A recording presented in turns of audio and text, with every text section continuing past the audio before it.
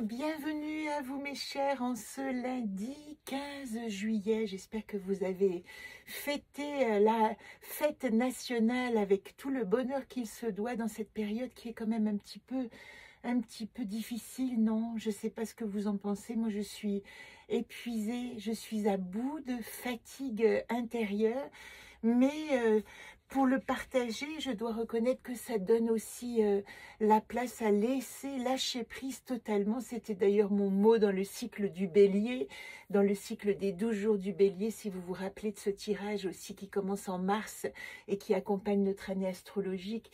Mais je sais que j'étais accompagnée à ce mois-ci par Yeyael, qui est aussi mon ange de l'âme, et qui me disait de lâcher prise. Et je le vis avec une grande intensité.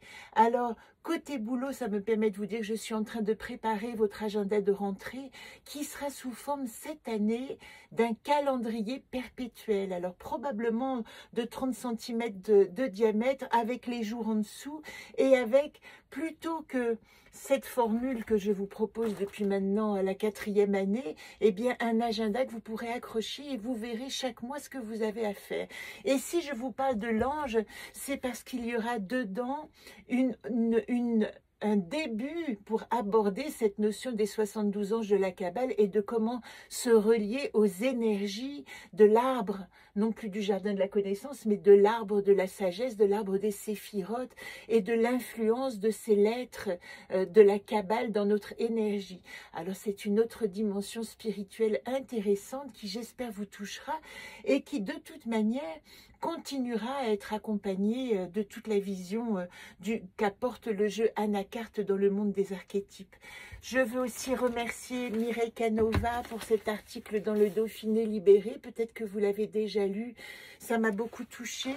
Ça m'a permis d'une certaine manière peut-être de me montrer telle que je suis, c'est-à-dire avec une volonté sauvage de résilience, malgré les épreuves, malgré les difficultés. Et ce que ce livre est là et fait d'une certaine manière, ce petit recueil pour témoigner d'une résilience quotidienne à chaque fois qu'il arrive quelque chose.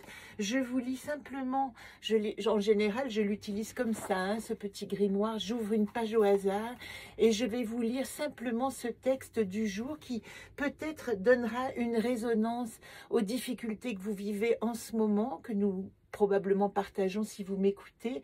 Vous voyez ce t-shirt rigolo, tout va mal, c'est la collection Les Bons de ma fille et je trouve ça tellement drôle de pouvoir assumer que parfois tout va mal et que c'est dans le meilleur des mondes.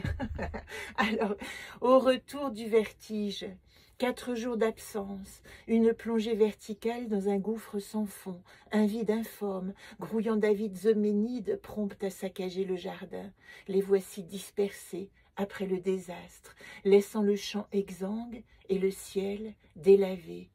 Mais quel espace soudain s'offre dans le lendemain? Qui peut prétendre que le vide est un néant? Dans ce temps arrêté où le rien a rempli chaque recoin, asséchant le vase de toute espérance, j'ai rencontré ombres et lumières, les petits cœurs clos, les sourires fanés, les vaines résistances, les épées de papier, tous ces combats stériles au nom d'une vérité qui n'a ni sens, ni forme. Aujourd'hui, je m'incline et je salue l'année lunaire écoulée qui emporte avec elle l'inutile et le périmé. Et ce texte, voyez-vous, il datait du 25 juillet l'année dernière, qui était la veille du jour hors du temps dans le calendrier Maya, et qui nous dit, cycle après cycle, laissez passer l'orage, laissez passer les ondées, et se nourrir de toute cette eau fertile. Je rappelle que nous sommes dans un axe cancer-capricorne qui est doublé, voire triplé, puisque nous avons une deuxième pleine lune en Capricorne ce mois-ci, et qui va arriver à la fin de la semaine, dont je vous parlerai avec le tirage sous lune, et qui nous dit, ben voilà, nous sommes rentrés dans les émotions, l'eau des émotions les plus profondes, agitées, incertain quant au lendemain. Il est encore temps, vous voyez, cette semaine, de revoir cette problématique de ce que je ne veux pas, parce qu'il semble que les éléments, d'une certaine manière, conspire pour que tout ce que nous ne voulons pas tout au fond de nous, eh bien, n'ait plus lieu. Faites confiance à ce qui se dissout parce qu'il répond probablement, si vous êtes en conscience avec vous-même, à une injonction intérieure. Et je voudrais coupler ce nom, ce later, avec cette phrase de la semaine: respecte le bonheur des autres.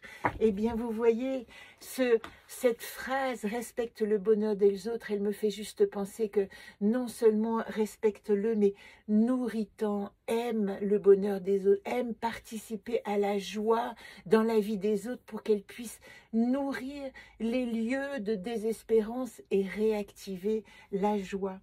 Je ne vous en dis pas plus, je mets en ligne le Hiking Anacarte associé à Later. Je vous précise que vous voyez comme cette carte Later dans le chemin de vie du Hiking appartient à l'arbre de se reposer au 7e arbre. Il y a 2 entrées. Il y a l'entrée par Quen, le réceptif qui va nous parler de la ligne de tous les arbres de 1 à 7 dans les atouts. Pardon, dans la problématique, nous sommes avec Later, et puis il y a l'autre entrée qui va nous parler simplement de la synthèse. Je vous explique ça beaucoup plus, là c'est encore embrouillé, je vous l'explique beaucoup plus clairement dans la vidéo associée qui va paraître cette semaine. Et je m'arrête ici, c'est un peu court.